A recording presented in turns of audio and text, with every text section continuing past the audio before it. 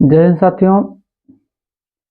कुंभ मेले के महात्म को समझा जाए मित्रों, देवासुर संग्राम के बाद देवताओं और राक्षसों के बीच में समुद्र मंथन हुआ और इस समुद्र मंथन के बाद 14 रत्न मिले। समुद्र मंथन के दौरान 14 रत्न मिले और इन 14 रत्नों में विष, अमृत, ऐसे ऐरावत, रंभा, ऐसे 14 थे, जिनमें से सबसे जो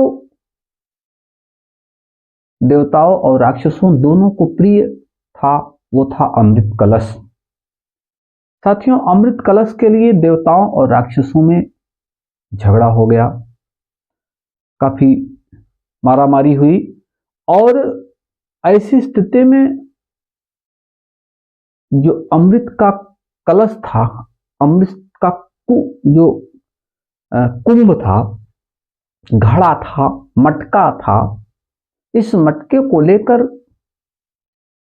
अप्सराएं भागी और पीछे पीछे सुर और असुर, देवता और दानव दोनों दौड़े। ऐसी मान्यता है कि जिस जिस रास्ते से कलश लेकर अप्सराएं गुजरी थी, रास्ते में कहीं इन्हीं एक दो स्थानों पर, नासिक में गोदावरी नदी के तट पर, प्रयागराज के गंगा यमुना और अदृश्य सरस्वती के संगम के तट पर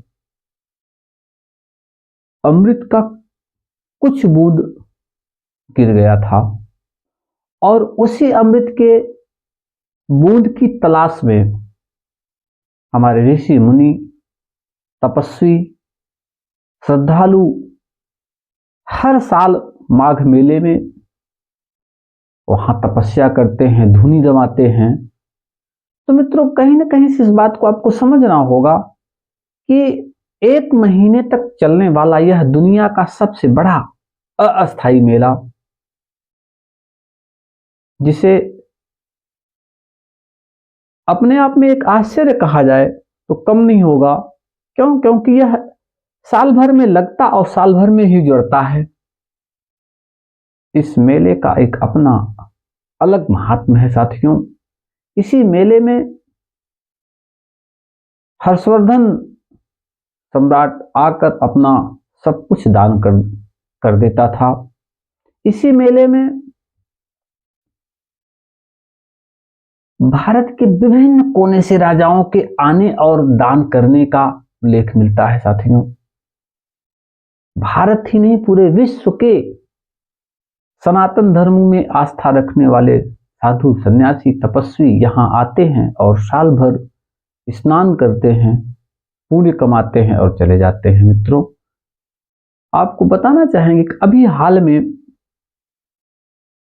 योगी सरकार ने मेले को सुचारू रूप से चलाने के लिए एक अलग से 76वां जिला भी बना दिया, उस मेले क्षेत्र में ही बना दिया।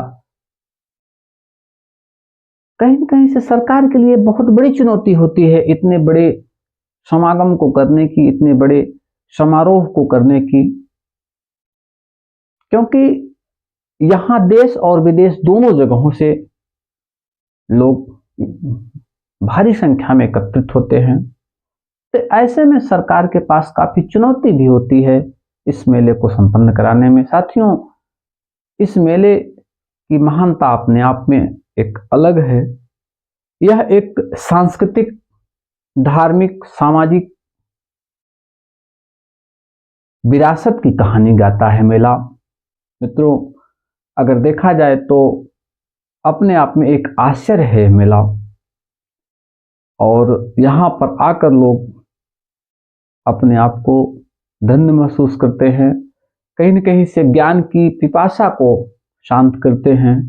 कहीं न कहीं से पूरे भारत के कोने कोने से लोग यहाँ आकर इस मेले में जप, तप, दान, दक्षिणा, पुण्य का काम करते हैं। मित्रों, यह अपने आप में एक आश्चर्य मेला है। इसकी एक अनोखी कहानी है, एक अलग कहानी है। हम चाहेंगे कि आप भी एक बार आएं और ज्ञानवर्धक चीज़ों को देखें और लाभ कमाएं। जय हिंद साथियों।